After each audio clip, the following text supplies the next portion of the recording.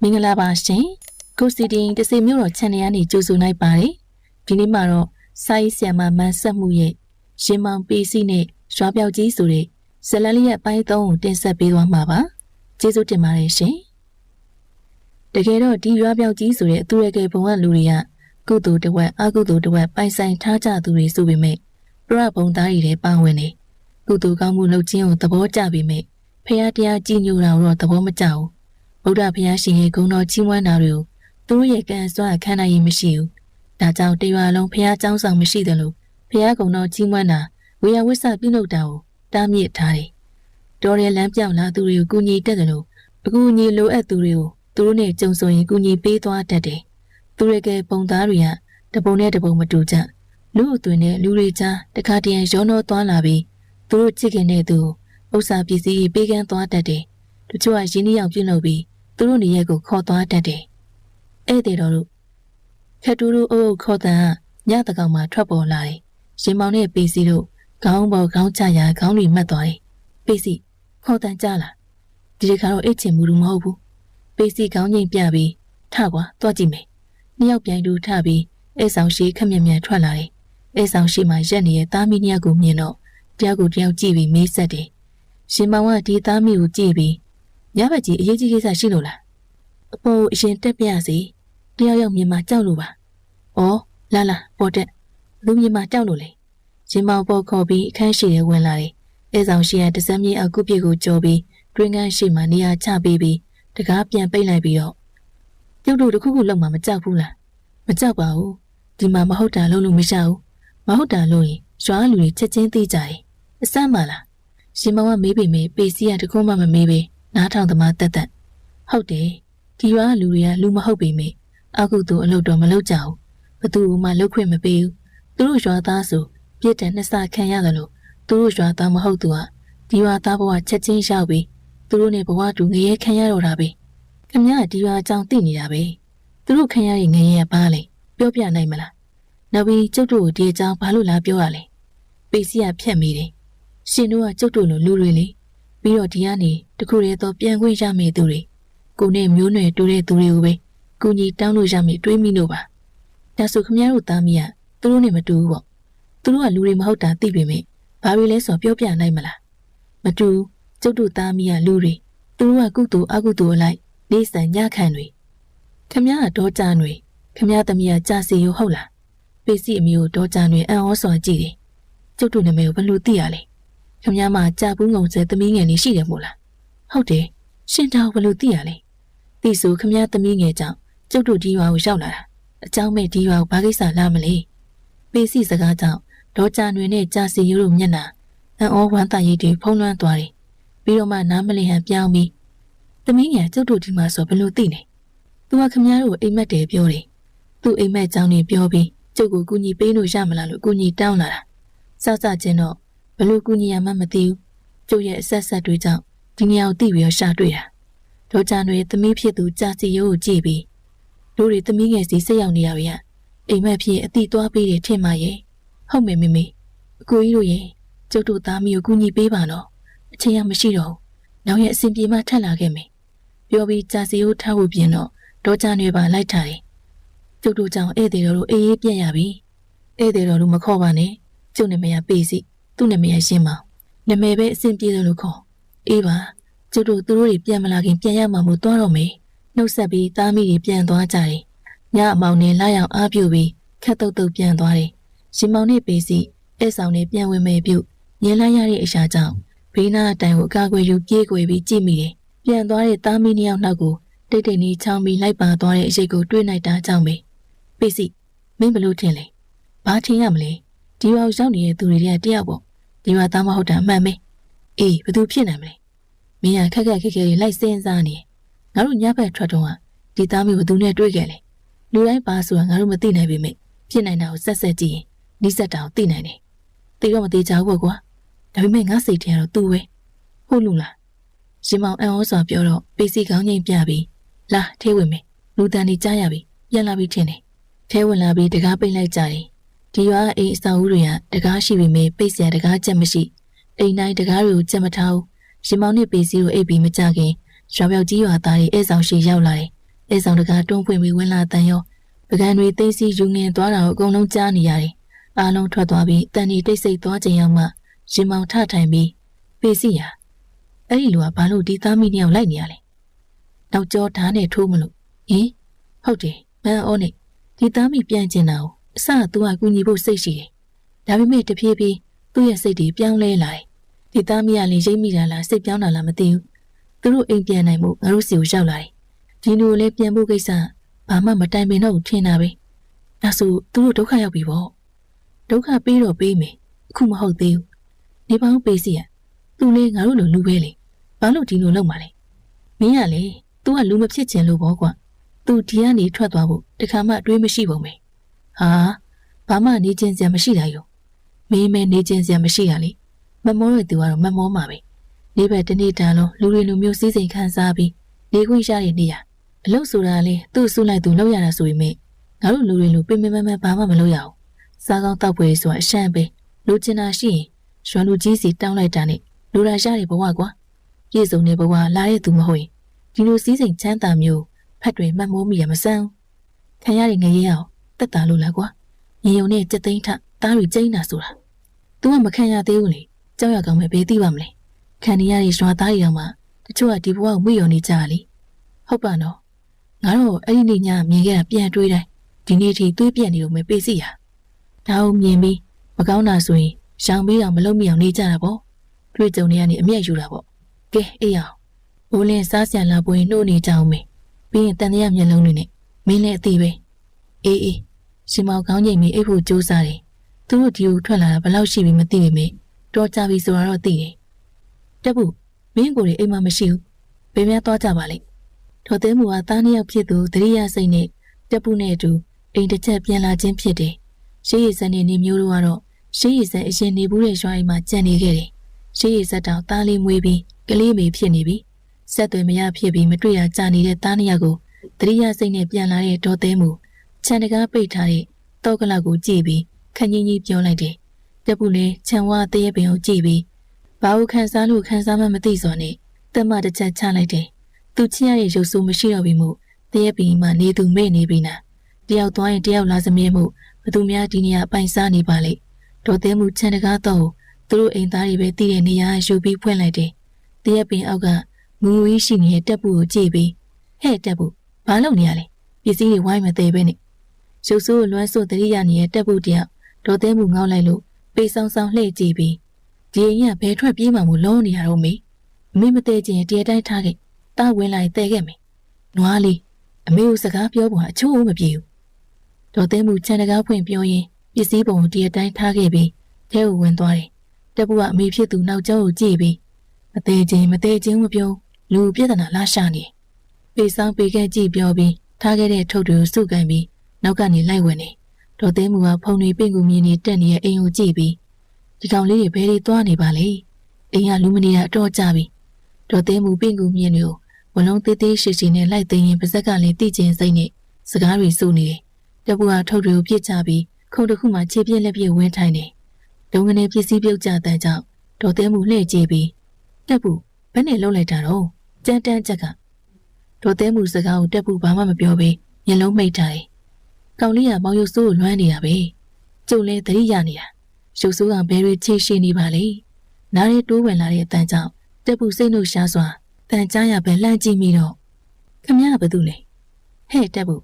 နင်ဘာဖြစ်နေအောင်ငါနေမယ်လေလူမရှိပဲပြစ်ထားကြပြီးဖြစ်တဲ့အိမ်ကိုတန်ရှင်းလုံနေရင်တော်သေးမှုသူ့သားစကားကိုနားမလည်ဟန်မေးတယ်တက်ဖို့ကသူ့အတန်ကြားရပဲကြည့်နေကြသူ့မျိုးပြန်ကြည့်ပြီးအမေကိုပြောတာမဟုတ်ပါဘူးဗျာမေကတမျိုးဟဲ့ဒီအိမ်ထဲမှာနေနဲ့ငါနှစ်ယောက်တည်းလေဘသူရှိလို့တော့ဩခက်ပြီအိမ်ထဲကလူမဟုတ်ဘူးဟိုအပြင်ကလူရုပ်ဆိုးဆိုးနဲ့ဖွားယူပြောနေတာတက်ပူစကားကြောင့်ဒေါ်အကျင်မျက်နှာရှုံ့မေသွားတယ်ဒေါ်သေးမူကတက်ပူညွန်ပြတဲ့ပြင်းပေါက်ပြင်ပလှန့်ကြည့်ပြီးဘာမှမတွေ့ပေမဲ့သဘောပေါက်စွာဘာမှမပြောတော့ဘူးအိမ်ကိုပဲဆက်ပြီးတော့တန်ရှင်းလုပ်နေတယ်ကောင်းလေးရိုင်းချက်ငါအနှစ်ထက်အသက်အများကြီးကြီးတယ်သူစကားကိုရင်းကြီးကြီးမပြောဖွားကြီးတဲ့တက်ကြီးလို့ဖွားကြီးခေါ်တာလေမခေါ်ရင်ညီမလေးခေါ်မှာလားတက်ဘူးကို့ထက်ကြီးလို့အဖွားဆိုပေမဲ့ဖွားကြီးဆိုရင်သုံးတော့ရိုက်နေခွေငါမဆိုးဆုံးမထားဘူးလားဖွားလူခေါ်ရမယ်လေဒေါ်သေးမူနားကြားမတော်စွာဝင်ပြောတော့ တက်ပူမျက်နှာရှုံ့မဲ့သွားတယ်ဒေါ်အကျဲကျင်းနဲ့သွားတဲ့မျက်နှာနဲ့မိဘကတော့တွန်းတင်ပါရဲ့မင်းကတရေပီးစမကောင်းတာဖြစ်မယ်အာကြီးရိုင်းနေကလေးဒေါ်အကျဲပြောကြောင်တက်ပူဒေါသထွက်သွားတယ်သူဆက်ပြောရင်သူ့မိရဝင်ပြောမှာမို့နေရာထပြီးခြံထဲသွားဖို့ပြင်းတယ်ဟဲ့ဘဲလေခြံထဲစင်မလို့အမေကိုတန်ရှင်းဝိုင်းမကူခြံထဲဘာလို့မလို့လဲဟာဗျာမိမလုပ်တွေမလုပ်ချင်ပါဘူးစိတ်ရှုံးလို့ခြံထဲသွားမှာအိမ်လောက်ကမိမလုပ်လို့ဘသူပြောတော့တိမ်သားလုံးနဲ့စိုင်းနဲ့လုပ်ခွင့်တီးဦးဗျာမလုပ်ချင်ဘူးဘူတော်တော်ပြီးခြံထဲဆင်းလာတယ်ဒေါ်အကျင်လေးသူ့ကိုမကြည့်နဲ့လို့ဆင်းလာမှန်းသိလို့အဲ့ဒီနေရာရှောင်ထွက်ပြီးခြံနောက်ဘက်ကပင်တွေကြားသွားပုန်းနေတယ်တက်ပူခြံထဲရောက်တော့ဒေါ်အကျင်မတွေ့လို့ဇဝေဇဝါနဲ့ခြံထဲပတ်ကြည့်ပြီးရှာတယ်သူပဲမမြင်ရတော့လို့မတွေ့တော့တာလားဒါမှမဟုတ်တမင်ပုန်းနေလားပေါ့ဒေါ်အကျင်ကလည်းတက်ပူစရိုက်သိလို့သူ့ကိုတွေ့မှကြောက်ပြီးပင်တွေကြားကနေတုတ်တုတ်မလုပ်ရဲပဲငိမ့်နေတယ်တရဲမှဖွားကြီးဘေးပြောက်သွားပါလေတွေ့တော့ငါအကြောင်းသိပြီတက်ပူကျင်းတန်နားထောင်ပြီးဒေါ်အကျင်ကြောချမ်းမိတယ်သူ့စိတ်ထဲဒီကောင်လေးသူ့ကိုမမြင်ဘူးထင်ပြီးပြောလိုက်မိတာသူ့အံ့ဩတကြီးကြည့်ပြီးပြောလာချိန်ကျမှသူ့မြင်ရမှန်းသိပေမဲ့ရှောင်လို့မရတော့သူ့စကားရိုင်းရိုင်းနေပြောတော့သူစိတ်ဆိုးပြီးပြန်ပြောမိတော့ဒီကောင်လေးခြံထဲဆင်းလာတော့တယ်ဘာခြံထဲဆင်းလာမှန်းသိတော့သူကဥအောင်ရှောင်ပြီးပုန်းနေတယ်တက်တန်းရဲ့တရေဖြစ်ပေမဲ့ကိုထက်ဖုံးကံမြင်တဲ့လူတယောက်ကိုတော့အမိုက်ခံပြီးမရှင်းရဲဘူးဒီရလူတွေကသူတို့နေစဉ်ပြုတ်နေတဲ့ကုသိုလ်တရားတွေကသူတို့ဖုံးကံကိုမြင့်တင်ပေးနေတယ်ဒါအောင်လူသားတွေကမသိပေမဲ့သူတို့တရေတွေကသိတယ်ဒီကောင်လေးတို့ညီကိုဆိုလဲစကားပြောတာသာအကျိုးမပြေတာစိတ်ထားတဲ့လုပ်ရက်တွေကအမြဲတမ်းကောင်းတာပဲအလေးထားကြတဲ့သူတွေမို့လူကိုကြည့်ရင်သာမထူးကြတာဖုံးကံတရားမြင့်ပါတယ်ဒါကြောင့်ရိုးရိုးတာမန်လူဖြစ်တဲ့ဒီကောင်လေးရဲ့အကိုနှစ်ယောက်ကလူတာမန်တွေမသိမမြင်နိုင်တာကိုသိနိုင်မြင်နိုင်လုံနိုင်ကြခြင်းပဲသူတို့ကိုသူတို့ဘာမှမသိကြသလိုသူတို့စီမှာရှိတဲ့မမြင်နိုင်တဲ့လျှို့ဝှက်အတဲစွမ်းရည်အချို့ကိုလည်းမသိကြဘူးသူတစ်ပါးကိုခက်ခဲကူညီပေးမယ်ဆိုတဲ့စိတ်နဲ့သူတို့ကိစ္စမဟုတ်တဲ့အရာတွေကိုကိုယ်တိုင်ကြုံတွေ့နေရသလိုစိတ်နဲ့ကူညီတတ်ကြတယ်စေတနာအကျိုးပေးတယ်ပဲဆိုမလားသူတို့အစပြုတ်ထားတဲ့စီးပွားရေးလုပ်တွေကလည်းလူသမျှဖြစ်ထွန်းပြီးစားဖို့တောက်ဖို့ပူစရာမလိုမြို့ပေါ်မှာဖွင့်ထားတဲ့ထမင်းဆိုင်ရလေလမ်းဘေးဆိုင်ရနေဆိုင်ကန်းကြီးဖြစ်တိုးတက်သွားပြီးဝန်ထမ်းတွေအများကြီးနဲ့လေပတ်နေတယ်ခြံထဲကသီးပင်စားပင်တွေကလည်းနှစ်စဉ်ခြံကိုပုတ်ပြက်ဝဲသူတွေရှိပြီးတကူတကခြံထွက်သီးနှံတွေကိုလိုက်ဆက်ပြီးရောင်းစရာမလိုနေရေးစားရေးအတွက်ပူစရာမလိုအောင်ဒီနေ့ဝင်ငွေရပိုးရှမ်းနေတယ်ဒီခြံရဲ့ပိုင်ရှင်အောင်တော်နှမ်းမြန်ရဒေါ်အကျင်နဲ့ရံပတ်လေလွင့်လာတဲ့ဒေါ်အကျင်ကဒီခြံမရောက်မလေးရောက်လာပြီးအိမ်ပေါ်မှာတရားယူပိုင်ဆိုးဖို့လုပ်ပြီးတော့ဒေါ်နှမ်းမြန်ရုတ်တရက်ရောက်လာပြီးပညာပြတယ်တက်တန်းရှိနေတဲ့ဒေါ်အကျင်ကလည်းမှန်အားရှိတယ်ဒေါ်နှမ်းမြန်ရဲ့ပိုင်နဲ့ကိုလူယူဖို့စူးစမ်းပြီးသူနိုင်ကိုနိုင်အပြိုင်ကျဲခဲ့တယ်ဒါပေမဲ့တရေဘဝရောက်တာချင်းတူပေမဲ့ကုတူကန်ချင်းကတော့ဒေါ်နှမ်းမြန်ဒေါ်အကျင်မရှင်းတာဘူးရှုံးရင်ရှုံးပြီးဒီရက်ဒေသကနေခွေးပြေးဝက်ပြေးပြေးခဲ့ရတယ်အချိန်နေတော့ဒီနေမြေချင်းမကြုံရဲတော့တဲ့အထိဒေါ်နှမ်းမြန်ကိုကြောက်ခဲ့ရတဲ့အထိပဲဒီချန်ထဲကိုလူရောတရေပါဒေါ်နှမ်းမြန်ကြည်ပြူချင်းမရှိရင်ဘသူမှမလာရဲခဲ့ပေမဲ့ရွာပြောက်ကြီးကိုထွက်သွားတဲ့ကောင်လေးနှစ်ယောက်ကခြံထဲဝင်နေပြီးခြံထွက်သီးနှံတွေပါရောင်းချစားတောက်နေရမြင်တော့ဒေါ်အကျင်အံ့ဩမဆုံးရန်သူတော်ကြီးဒေါ်နှမ်းမြန်ကိုကြောက်တာမို့နေတော့မကြုံရဲခဲ့ဘူးနောက်မှဒေါ်အကျင်သဘောပေါက်တာဒီကောင်လေးတွေထူးခြားမှုဒေါ်နှမ်းမြန်သိရှိပြီးသူ့အတွက်ကူညီရယူပြီးပိုင်ဆိုင်တဲ့နေရာကိုပါပေးခဲ့ခြင်းပဲဒေါ်နှမ်းမြန်ကလည်းသူ့လုပ်ချင်တာလုပ်ခွင့်ရပြီးကျွတ်လွတ်သွားတယ်လို့ဒီကောင်လေးတွေကလည်းဘာမှမရှိတဲ့ဘဝကနေအိမ်ပိုင်ခြံပိုင်အလုပ်ကိုင်တွေနဲ့လူမြင်တဲ့ဘဝကိုရောက်ခဲ့တယ်တကယ်အပြောဆိုပေမဲ့ရေဆေးစရာမလိုအောင်ဖြူစင်တဲ့စိတ်နေသဘောထားနဲ့သူတို့ရဲ့ကာယကံမြောက်လုပ်ရက်တွေကကျိုးပေးခဲ့ခြင်းဖြစ်တယ်ဘသူ့ပေါ်မှာယုံကြည်ခြင်းမရှိတဲ့ဒေါ်နှမ်းမြန်ရတော့ဒီကောင်လေးတွေကိုလက်ခံခဲ့တယ်ကသူတို့ရဲ့စိတ်အလှော်ဟာဘလောက်ကြီးနေနေလဲပြောစရာမလိုတော့ဘူးလူတွေမှာကိုယ်ရောင်ကိုယ်ဝါရှိကြတယ်ဒါအောင်လူတွေကမမြင်နိုင်ပေမဲ့သူတို့လောကသားတွေကလူတွေကိုကြည့်ပြီးလူကောင်းလားလူယုတ်မှလားတန်းသိတယ်ဒီနာစင်ကြယ်ပြီးတရားသိနဲ့နေထိုင်သူတွေကစင်ကြယ်တဲ့ကိုယ်ရောင်ရှိန်ရှိပြီးတော်တန်ရောအနာကပ်ဖို့မလွယ်ဘူးလူကောင်းတွေရဲ့ကိုယ်ရောင်ကလင်းကြည်နေပြီးဖြာထွက်နေတယ်ကုသိုလ်တဝက်အကုသိုလ်တဝက်ပြောမလားကောင်းကျင်စိတ်ရှိရင်ကောင်းပြီးမကောင်းတဲ့အခါမကောင်းတတ်ကြတဲ့လူအချို့ကအရှောင်းဝါထွက်ပြီးမဲ့လင်းကြည်ခြင်းမရှိဘူးလူရုံမှာစည်ရင်ဝင်တဲ့သူတွေကတော့အရှောင်းဝါထွက်ဖို့မဆိုနဲ့မင်းညစ်တဲ့ခိုးငွေတွေဖုံးလွှမ်းနေပြီးလူတော်မနှဲရှာရတယ်ဒီလိုလူစားတွေကသူတို့တရေတွေအကြိုက်ဆုံးလူစားတွေပဲစားရမယ်တောက်ရမယ်ပြီးစာလမှုတံမခံနိုင်တဲ့သူတို့ဘုံလောကသားတွေကဒီသူတွေကိုအကြောင်းတိုက်ဆိုင်ဖန်ဆားတတ်ကြတယ်ဒီခါမျိုးတွေမှာကြောက်တဲ့လန့်တက်တဲ့ဒီလူစားရဲ့စမျိုးသားချင်းတွေတည့်ခင်းတဲ့စားတော့ဖွယ်ရတွေကသူတို့တွေအတွက်ပွဲတော်စားပဲဒေါ်အကျယ်လဲဒီလိုမျိုးတွေလုပ်ပြီးဝမ်းရည်ကိုကြုံတယ်လို့ဖြည့်ရှင်းခဲ့ရတာ ခေါင်းပေါင်းမနေတော့တော်နှမ်းမြန်မရှိရတဲ့အချိန်နောက်ပိုင်းတော်ကြာမှဒီချန်နာမရောက်မလင်လာကြည့်တယ်တကယ်ကနေရာလူဖို့အကြံနေပေါ့ဒီတော့မှသူမထင်ထားတာမြင်ပြီးမသိတာတွေသိခဲ့ရတယ်ချန်ထဲမှာသူတို့လောကသားတွေအတော်များများရှိတာတွေ့ရပေမဲ့ဘိုးမရှိဘူးချန်ရှင်တာဝန်ပေးထားသလိုသူ့ပိုင်းသူ့တာဝန်နဲ့နေပြီးကိုယ့်အလုပ်ကိုလုပ်ရတယ်ဘသူမှအခွင့်ထူးခံနေရမရှိဘူးစားဖို့အတွက်ချန်ရှင်ကနေ့စဉ်ဒါနပြုချက်ပြုတ်ကျွေးမွေးတယ်ဒေါ်အကျဲကဒီလောကမှာကျင်နေခဲ့တဲ့တက်တန်းကြီးရင်မှုနဲ့ချန်ကိုပိုင်စည်းဖို့စူးစမ်းသေးတယ်သူမစူးစမ်းခင်ချန်ဝတည့်ရဲ့ပင်ရုပ်ဆိုးတည့်ရဲ့မလုံနဲ့တော့ကြီးချန်ရှင်တွေကတာမန်ကောင်လေးတွေမဟုတ်ဘူးသူတို့ကြည်ပြအောင်လုပ်ပြီးချန်မာနေခွင့်ရအောင်လုပ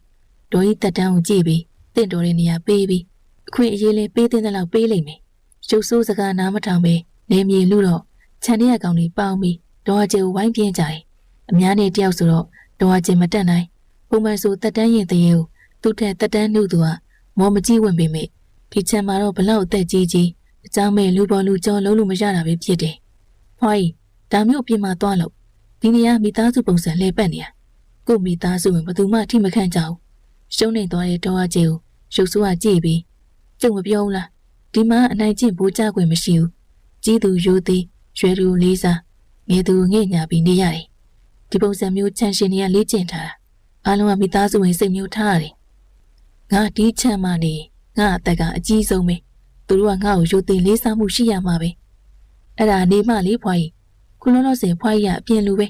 ဖွားကြီးမပြောနဲ့ချန်ပီယံကျုပ်တောင်ချန်နေရကောင်နေနဲ့ဘာမှမဆိုင်နေတဲ့အောင်နေရတယ်ဒီကောင်တွေကသူတို့ချန်ရှင်ကိုအရန်ရိုသေလေးစားတယ်လို့သူတို့ချင်းလည်းအရန်ချစ်ကြတာ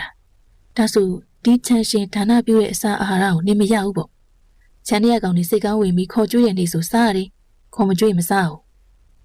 နေရလေချန်နဲ့ပြောင်းနေပေါ့ဒါဆိုနေ့အတွက်လေဝေစုပါလာမှာပေါ့ကျုပ်ပိတ်မှမစွန့်နိုင်ပါဘူးနေထိုင်ရတဲ့ရဲ့ပင်ကိုစိတ်ဆွဲပြီးတန်ရောစီမဖြစ်နိုင်တဲ့ရုပ်ဆိုးကဒေါ်အကျဲစကားကိုညင်းဆိုတယ်နေကောင်းကောင်းနေကောင်းကောင်းစားရမှာခုလဲနေရတာပဲတခါတလေကျုပ်ပေါ်လာပြီးခေါ်ကြွေးကျုပ်ကောင်းကောင်းစားရတယ်ဒါဆိုကျင်းနေပါပြီနေဒီပင်မှာရှိရသူတို့မသိဘူးလား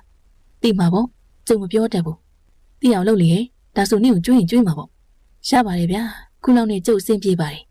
ရုပ်ဆိုးဆိုတဲ့တဲ့ရက်ရုပ်စင်းတဲ့ရုပ်ဆိုးတဲ့လောက်စိတ်သဘောထားငြိမ်းအေးပြီးရှောင်ရဲလွယ်သူဖြစ်တယ်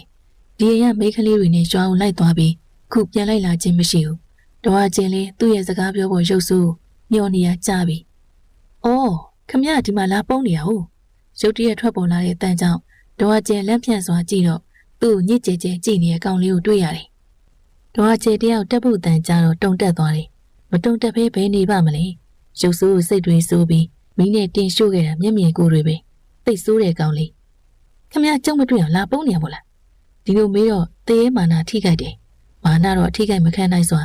ဒေါ်အကျဲမျက်နှာကိုချီလိုက်ပြီးဘာကိစ္စငါမင်းကိုမတွေ့အောင်ပုံးရမှာလဲမင်းကဘာကောင်မို့လဲဒေါ်အကျဲရဲ့စကားကိုတက်ပူကတင်းပြန်တယ်တက်ပူမျက်နှာတင်းသွားတာမြင်တော့ဒေါ်အကျဲရင်ထဲထိတ်ကနေဖြစ်သွားပေမဲ့မျက်နှာတော့ခက်တီနေနေပြီးဟန်ကိုဖို့ထားရတယ်အခုမှလူဖြစ်တဲ့ဒီကောင်လေးကိုနှစ်ရှည်တရေမာကြီးကကြောက်နေတယ်ဆိုရင်ရှားစဝင်ရိုင်းတော့မှာပေါ့ဒါပေမဲ့ကိုယ်စိတ်ထဲဖြစ်နေတာကိုတီးဆုံးမှုလက်ပြန်မလုံးချင်းနေပါဦးဒီကောင်လေးအခုသူ့ကိုမြင်နေရဆိုတဲ့သဘောလားဒီကောင်လေးကသူတို့လောကသားတွေကိုအကုန်တွေ့မြင်နိုင်ခြင်းမရှိသူမြင်ခြင်းနဲ့သူမြင်တဲ့လူကန်းလက်ကောင်လေးတက်ဖို့အိမ်ဘက်ကိုမပြောမဆိုပြန်လှည့်သွားလို့ဒေါ်အကျင်းရင်ဘက်ဖိပြီးလေကိုဖူးကနေမှုတ်ထုတ်ပြီးတင်းငုတ်တစ်ခုမှထိုင်ချလိုက်တယ်ငွေစိုးလိုကောင်လေးဘာစိတ်ကောင်းဝင်ပြီးထွက်သွားလဲမသိဘူးမောင်မင်းကြီးသားကျမ်းမာချမ်းသာအမလီသေးပါပြီတော့စက္ကနဲ့ကျဲဝီမော်ရောက်လာတဲ့နာကျင်မှုကြောင့်ဒေါ်အကျဲစုပေးတန်တာမဆုံးကြောကောထခုံပြီးအော်တော့တယ်ကြီးလိုက်တော့နွားရိုက်တဲ့ကျိန်လုံးနဲ့သူ့အပါတရလွှဲရိုက်နေတဲ့တက်ဖို့ဒေါ်အကျဲတယောက်ခြံဝန်းနဲ့ခြေကားရလက်ကားရနဲ့ပြေးတော့တယ်စိတ်ကောင်းဝင်ပြီးထွက်သွားတာမဟုတ်ကို့ပြီးပြင်းစောပလော်တီးဖို့နွားရိုက်တဲ့ကျိန်ကိုသွားယူတာဟုတ်ခွေးကောင်လေးစိတ်ထားကိုမကောင်းချက်သူ့ရိုက်နေရင်ပါဇက်ကနေလေပြောပြီးမေးသေးတာကျုပ်ဘာကောင်လဲသိပြီနော်ဖွားကြီးကျုပ်ဘာကောင်ဆိုတာထက်တီအောင်လှုပ်ပေးရမလားဟဲ့နားရီဟဲ့ကာလနာလေးမိမနိုင်ကောင်လေးငါစိတ်တော်လာပြီနော်တော်စုတော်တော့ဒေါ်အကျဲပက်ပြေးရင်တစ်ချက်ထိသွားတဲ့ကျိန်တန်ကြောင့်စိတ်တူပြီးတော့ပြန်អော်တယ်ဝရုံသုံးကားထွက်ပြေးတဲ့ဒေါ်အကျဲနောက်ကိုနွားရိုက်တုတ်တရမ်းရက်နဲ့တက်ပူကလည်းအရှော့မပေးဘဲနဲ့လိုက်တယ်တခြားကောင်တွေခမညာသူတို့ပိုင်ရောထိမှဆိုလို့ပင်မြင်းပေါ်တက်ပြေးပြီးဒေါ်အကျဲနဲ့တက်ပူတို့ဘွဲကိုငုံကြည့်နေတယ်စိတ်တူတော့ခမညာဘာလုပ်ချင်လဲခုတော့ကျုပ်လို့တာခံနေရတာလုံးလို့ရလှုပ်စမ်းခွေးကောင်လေး ကံမြင့်နေတော့ပြောအားကြီးနေတာတော့အကျေပြေးနေရင်စိတ်ထဲကပြောမိတယ်နေကိုရီရွာပြောက်ကြီးကပြန်လာငါတိုင်ပြောမယ်ငါ့ကိုညှဉ်းပန်းနှိပ်စက်တဲ့ကိစ္စငါမကျေနပ်ဘူးတိုင်ပေါ့တိုင်ကျုပ်ကလည်းဒီရက်တဲ့အာဟာရကျွေးရင်ခမ ्या ကိုထိတ်မကျွေးဘူးလက်ရှိဒီအလုပ်ကိုဘယ်သူလုပ်ရမှာလဲဆိုတာခမ ्या သိရမို့လားတလန့်ချင်းလှမ်းပြီးပြည်တီမျက်နှာနဲ့ကောက်ချစ်စွာပြုံးပြီးပြောတယ်ပြေးရလွန်လို့မောနေတဲ့တော့အကျေအေးကြုံရကာကွယ်ဖို့အသင့်နေထားနေတက်ဖို့ကြည့်ပြီးနောက်ပြန်သွားနေရတယ်တက်ဖို့ကလည်းမောနေရမှုခြေတလန့်ချင်းပဲလိုက်နေတယ်ဒေါ်သိမ်းမှုအိမ်ပေါ်မှာတန်ရှင်းလုပ်ပြီးတော့တက်ဖို့ခေါ်ဖို့ခြံနေကြည့်တဲ့ချိန်ဒိုးချောင်းဝင့်ကနဲ့ခြံကိုပတ်ပြေးနေတာတွေ့ရတယ်အော်ခေါ်လည်းမကြားခြံနေပတ်ပြေးပြီးဘာလို့မှမသိခေါ်မရတော့ကိုယ်တိုင်စင်းခေါ်ဖို့ခြံထဲကိုဆင်းလာတယ်ဟဲ့တက်ဖို့ရွာရိုက်တုံးနေဘာလုပ်နေအောင်ဒုတ်ကင်ထားရဲ့လက်ကိုဒေါ်သိမ်းမှုကလှမ်းကင်ပြီးတက်ဖို့မေးတယ်ဒေါ်သိမ်းမှုကိုမြင်တော့ဒေါ်အကျင်မျက်နှာဝင်းသွားတယ်ကဲတင်ရှင်လျှောက်လာပြီးမို့ခုနလိုကြောက်စိတ်မရှိတော့ဘဲနီးရပင်ချေရဲမှာစိတ်ရှိလက်ရှိထိုင်ချလိုက်တယ်တက်ဖို့ကအရေးကောင်းရင်ပွဲဖြတ်ဖို့ရောက်လာတဲ့အမေကြောင့်မျက်နှာရှုပ်မဲ့သွားတယ်တရေမဖွားကြီးမောပြီးမပြေးနိုင်တော့ဘူးဆိုကမှအမေကရောက်လာတယ်ဘာလဲဗျာအမေကလည်းဘာလို့မလို့လဲတားဘာလို့လို့အကုန်လိုက်ကြည့်ပြီးပြောနေရပဲဟဲ့အမေကိုနေဘလို့ပြန်ပြောနေရလဲပြန်လာတဲ့ကဘာတစ်ခုမှကူပေါ်မရဘူးတစ်ခုခုခိုင်းချင်လို့ကြည့်ရင်အနားမဟုတ်မရှိဘူးနေဘာအားကူရတော့လူအဖြစ်ကြီးနေပြီမိဘကိုတီးတဲ့အကောင်မခုထိမသိဘူးဟာဗျာဘာလို့မှတော့ခုပဲရောက်တာခိုင်းမယ်ဆိုတာကြီးပဲဟဲ့နေကိုမခိုင်းလို့ငါဘသူ့ကိုခိုင်းရမှာတော့ထင်းကြောက်တွေကြာနေစုပြီးတော့ကောက်ခဲ့သမင်းကြရမယ်ပြီးရင်ရေရွေးကနေအိမ်ထဲကိုရေငင်ပြီးတော့ဖြည့်ပြီးတော့ပြောပြီးဒေါ်သိမ်းမှုအိမ်ဘက်လှည့်ထွက်သွားတော့တက်ပူစိတ်ပြက်လက်ပြက်နဲ့မြေကြီးပေါ်ထိုင်ချတယ်ဒေါ်သိမ်းမှုထွက်သွားတာမြင်တော့ဒေါ်အကျင်နီးရပင်ပေါ်ပြေးတက်တော့ပင်ပိုင်ရှင်းကတက်မခံဘူးဒေါ်အကျင်တက်ပူရန်လုံးမှကြောက်လို့သူ့ပင်ရှိရပြေးပြီးပင်ပေါ်မြမြတက်ရတယ်တက်ပူစိတ်ထဲဒေါ်အကျင်မရှိတော့ထင်းကောက်ဖို့ရေခက်ဖို့သူ့ကိုခိုင်းလို့စိတ်ညစ်နေတယ်ဘာလေးပဲဖြစ်ဖြစ်စိတ်ကန်နိုင်တဲ့တက်ပူကသူ့ကိုခိုင်းလာတဲ့အလုပ်တွေကိုလည်းရှော့ရှော့ရှူရှူလုပ်ချင်စိတ်မရှိမကြခင်ကျောင်းကြီးဖွင့်တော့မှမို့ကိုကြီးတို့တတိယပြီးအမေပြန်လာတော့သူပါလိုက်လာခြင်းပဲကျောင်းတက်ရအောင်မယ်မို့လားဝဲရပညာတက်ဖြစ်အောင်လုပ်ဖို့မမရှိရပြောထားလို့ဝဲတစ်ခုရဖို့သူကျောင်းတက်အောင်မယ်ဟဲ့တက်ဖို့ခုထိမလာသေးဘူးလားဘယ်ချိန်မှချက်ပြီးဘယ်ချိန်မှစားမှာတော့အေးနောက်ဖက်မိဖို့ဆောင်ကလှမ်းអော်တဲ့ဒေါ်သဲမှုတန်ကြောင့်တက်ဖို့ထိုင်နေရထပြီးပင်ဒီအောက်မှာကြာနေတဲ့ထင်းကြောက်တွေကောက်ယူတယ်ပင်ကြီးတွေများလို့ထင်းကြောက်တွေကြာနေရတော့များတယ်လူမရှိရဘလောက်ကြာပြီလဲမသိတချံလုံးကြိုးကြနေတဲ့ထင်းကြောက်တွေမနေမနော်ထင်းကြောက်တွေလက်နဲ့ဖက်နဲ့ပွေပြီးမိဖို့ခံမိဖို့ဘေးမှာချပြီးတော့မေဘာတော့ငကြောက်ချိုရေးဆေးပြီးငရုတ်ကြက်သွန်တွေထောင်းမှုပြင်းနေတဲ့ဒေါ်သိမ်းမှုလှည့်မကြည့်ပဲမိကုန်းပြန်ထုတ်တယ်ကျုပ်ကနမေပြောင်းပေးပါလားဒေါ်သိမ်းမှုကြက်သွန်လှီးနေရလှည့်ပြီးဟဲ့ခုမှဘာဖြစ်တာကျုပ်ကအခုတက်မှာတက်ကတူလေဒါကိုတက်ကတူကြောင်းကြီးမှာမောင်တက်ဖို့ဆိုပြီးတော့ခေါ်ကြည့်စမ်းပါမေရဘလောက်ခွမ်းလဲဘာကိုခွမ်းရမှာတော့ကျမ်းမာရေးကောင်ရွာဦးကျောင်းဆရာတော်မှာတေချာမေးပြီးပေးထားတဲ့နာမည်ဘာကိစ္စပြောင်းမှာတော့မင်းဆိုဒီနာမည်ပေးထားဘလောက်ကျမ်းမာလိုက်လဲငငယ်တဲ့အနာပြဘယ်မှာရှိတော့မကျမ်းမာကျင်နေဗျာကျုပ်တက်ဖို့မလုပ်ချင်တော့တက်ဖို့ကတက်ဖို့မလုပ်ချင်လို့ရမလားသွားစကားကြီးရှင်းနေရရေသွားခင်ရေတစ်စက်မှမရှိဘူးဒီမှာအကန့်အသတ်နဲ့စေးကြော့နေရတယ်အဲ့ဒါပဲအမေကိုကြုံမကြိုက်တာသူများခက်ခဲကိုနားလေပေးတဲ့စိတ်မရှိဘူးနောက်စလုံးလုံးနဲ့ထားရိုက်မိတော့မေသွားဟိရေမရှိဘူးတက်ဖို့နှကန်းကိုတထောင်လောက်စူထော်ပြီးရေပုံးကင်ပြီးရေတွင်းဘက်ထွက်သွားတယ်မကြေနပ်ဘူးစိတ်ထဲလုံးဝမကြေနပ်ဘူးသူများသားသမီးတွေနမဲလှလှတွေနဲ့ညနေပန်းပွင့်နေချိန်သူ့ကြမှာတက်ဘူးတဲ့ဘာနမဲကြီးတော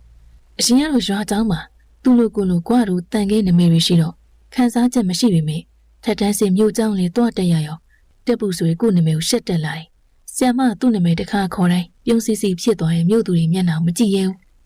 လက်ရဲစရင်ကြေကန်နိုင်တက်တဲ့တက်ဘူးကမြို့เจ้าမှာမိန်းကလေးတွေရှိအင်မတန်ရှက်တက်ပြီးဘယ်မိန်းကလေးတွေမှခေါ်ပြောမရှိရသူဖြစ်တယ်လူကလန့်မှုပေါင်းတင်ရမရှိသလောက်ပ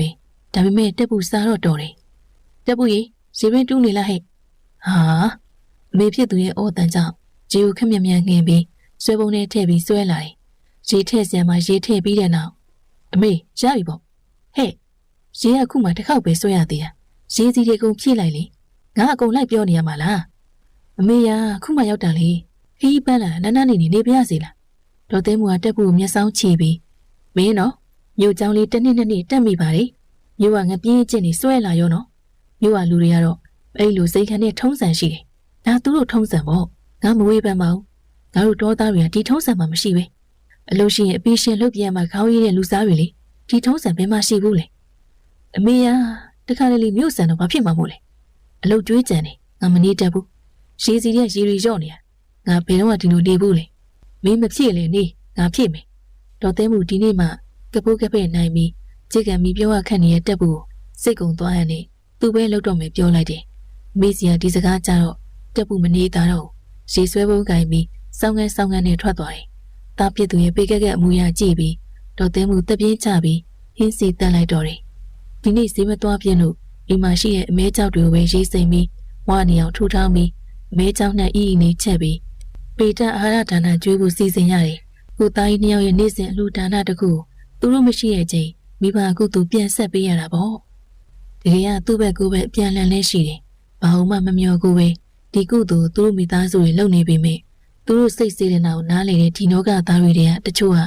ဒီဘဝကျွတ်လွတ်ချိန်မှာသူတို့ဆွဲလန်းစွာထိမ့်သိမ်းဆောက်ရှောက်နေရတဲ့ပစ္စည်းတချို့တွေလေးပေးသွားတတ်ကြတယ်တူးမြတ်တာတူးစေတနာစုမလားပဲတက်ဖို့ထမျိုးဟင်းအိုးတွေကိုခြံနဲ့မနိုင်မနှင်းပြင်ယူလာပြီး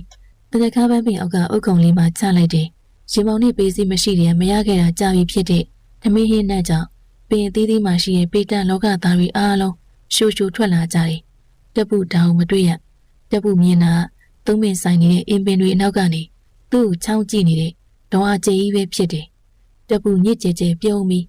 းကဲကျုပ်ရဲ့ကိုကြီးတွေစင်နာမပြတ်ကုသိုလ်ယူနေတဲ့အကျွေးမွေးကိုကျွန်တော်မောင်တက်ဖို့ကကိုစားလုပ်ပေးနေပါလေခင်ဗျာတို့ကျွန်တော်မမြင်ရပါမိအားလုံးအားရပါရလာရောက်သုံးဆောင်နိုင်ကြမှာဒါပေမဲ့ဒေါ်အကျေကြီးဆိုရင်တရေမကြီးမပါပါခင်ဗျာဇန်နီကပေတာတွေအားလုံးဒေါ်အကျေကိုကြည့်တယ်ဒေါ်အကျေအသက်ကြီးဆုံးတက်တန်းရင်ဆုံးမှုဒီချန်ထဲမှာခေါင်းဆောင်တဲ့ပွဲနေခွင့်ရတဲ့ပေတာတရေတယောက်ဖြစ်တဲ့အားလျော်စွာတက်ပူစကားကြောင့်အဆက်ရတယ်လို့ခံစားရတယ်နောက်ပြီးအမဲချောင်းနဲ့တင်းပြန့်နေတဲ့ဟင်းရလေးသူ့ကိုပိုးစားလောင်မြှုပ်ဆွဲနေတယ်ဒေါ်အကျေချောင်းကြည့်နေရမကြည်မနဲ့ဖြစ်စွာတက်ပူစီကိုဘယ်လိုရောက်တော့မှမသိဘူးကောင်းလေးမင်းအကျင့်ရောက်လာ ਈ လားအရင်ကောင်းလေးတွေကမင်းလိုမယုံမအောင်အဲ့ဒီတော့ဘာလုပ်ချင်လဲခုကကြုတ်ကျွေးနေရလေ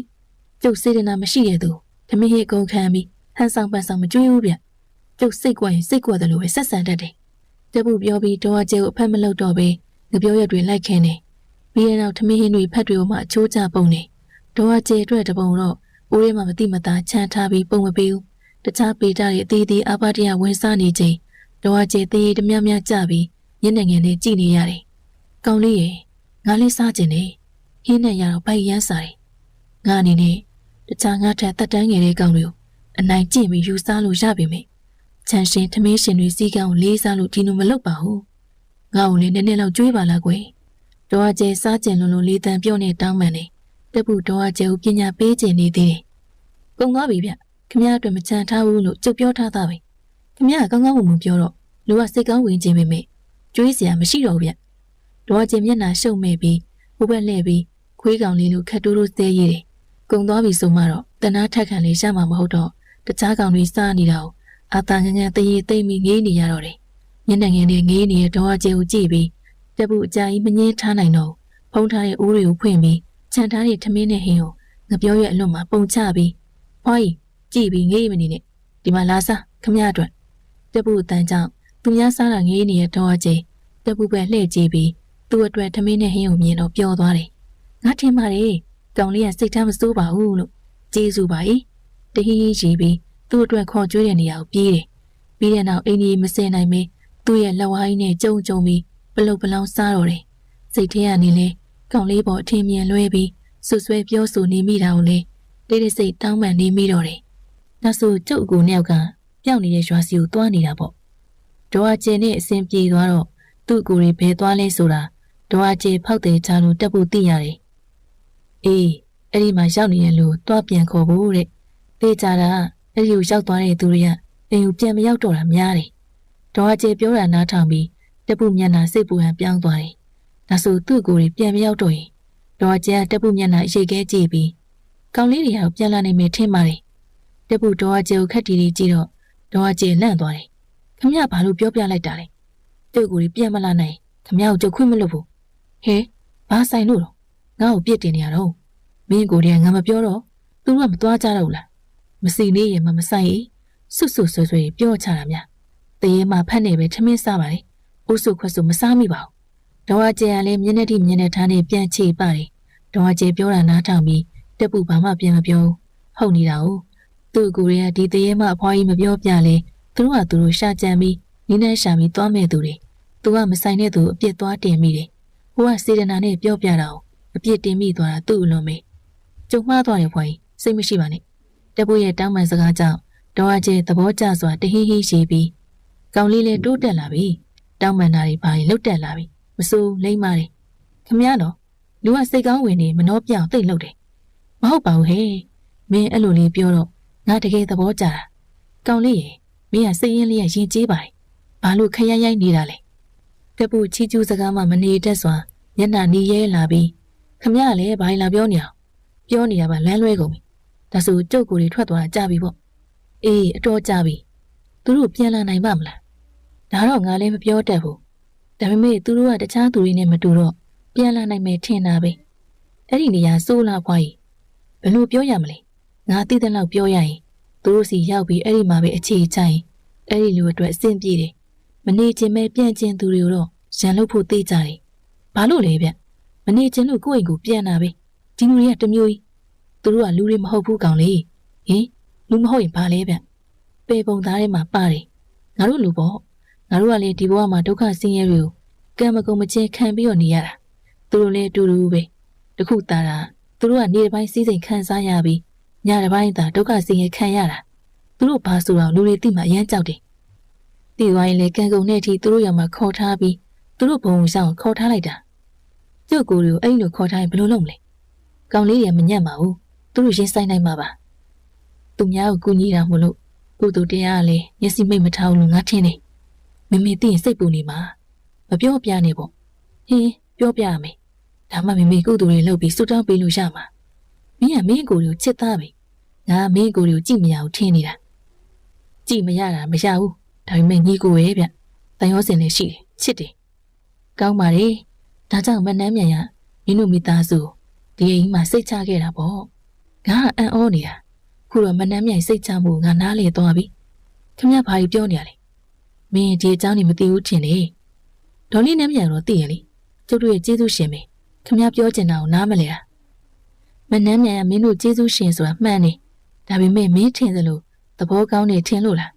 ဒီအိမ်နဲ့ဒီချိန်ရမင်းရဲ့ကိုနှစ်ယောက်မရောက်ခင်ဘသူမှအနာကန့်လို့မရဘူးလူမှမဟုတ်ဘူးဒီအရက်ကမဟုတ်တဲ့ငါတို့ဘုံသားတွေလေဘသူမှကက်ခွင့်မရဘူးခြံရိပ်နင်းမိတဲ့သူတိုင်းဒေါ်နှမ်းမြန်ရဲ့လက်ချက်ကိုမရှုမလှခံကြရတာဟုတ်လို့လားဗျာ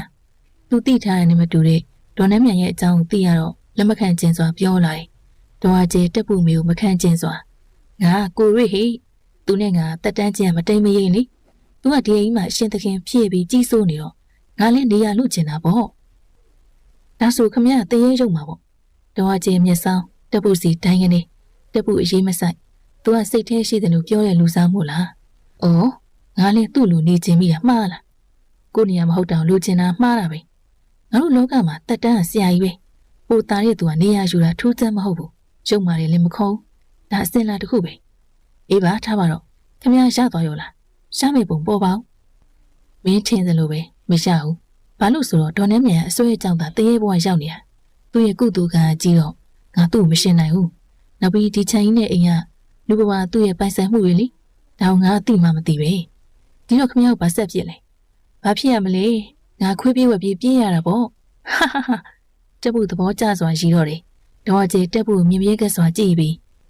ခွေးကောင်လေးငါဒုက္ခရောက်တာဒီလောက်တောင်သဘောကျလားခမရဖြစ်ဖို့မြင်မိသွားလို့ပါဒါနဲ့မြန်ဒီလိုပြန်ရောက်လာတော့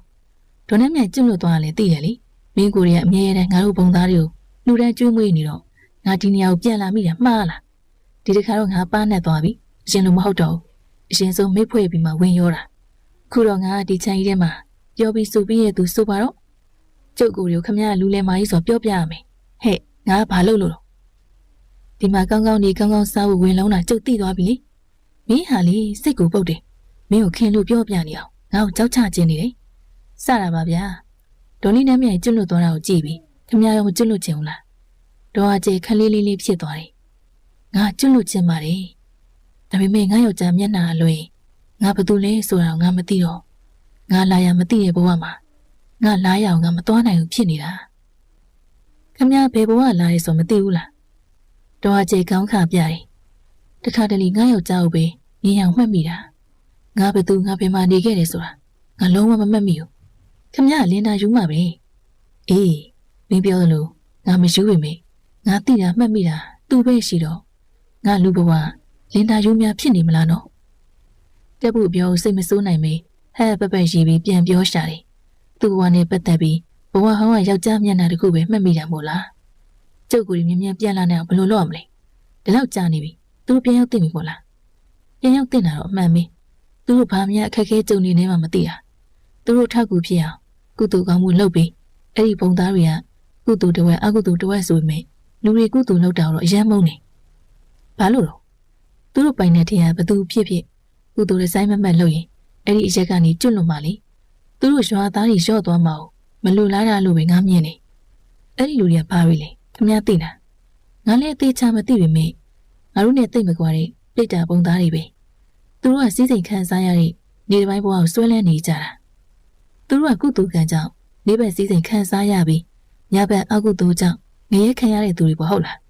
ဒါဆိုကုသိုလ်အကျိုးတရားကိုသိနေရပြီဘာလို့ညဘက်ငရဲခံရတဲ့အကုသိုလ်မစွန့်လွတ်နိုင်တာလဲသူများရဲ့ကုသိုလ်တရားကိုရောဘာကြောင့်လိုက်ပိတ်ပင်တာလဲကောင်းလေးမိမိကအယမ်းများနေပြီငါလည်းအဲ့လောက်ထိသိအောင်ညံမမြင်ဘူးငါသိရင်လည်းဒီတရေဘဝမှာဘယ်ရှိနေပါမလဲငါသေချာသိတာတော့သူတို့တွေကတခြားသူတွေကောင်းမှုကုသိုလ်လုပ်တာမကြိုက်ကြဘူးလက်ရှိနေတဲ့ဘဝကိုလည်းအတော်ဆွဲလန်းနေကျွတ်ချိန်တန်နေသူပဲနေရတဲ့ဘဝရဲ့ကြောက်တရားကိုသိပြီးဒီဘဝကိုငြင်းငွေလာလို့သူတို့ဘဝလွတ်မြောက်ဖို့အဲ့ဒီချိန်မှာလွတ်ကြတော့တယ်